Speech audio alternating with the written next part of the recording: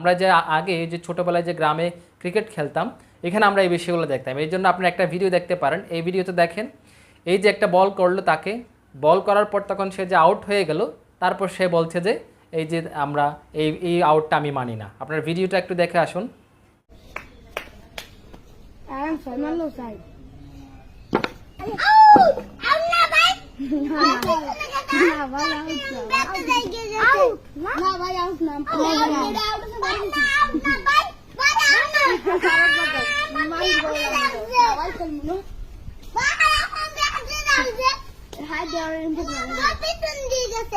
এদিকে বাবা তুমি আউট না কি দাও, তুমি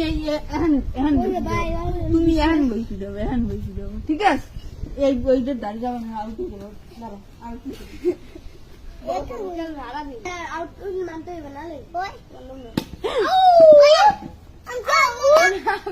ঠিক এরকম একেবারে এরকম অবস্থাটাই ঘটেছে আমাদের এই যে ছাত্র দলের কারণে।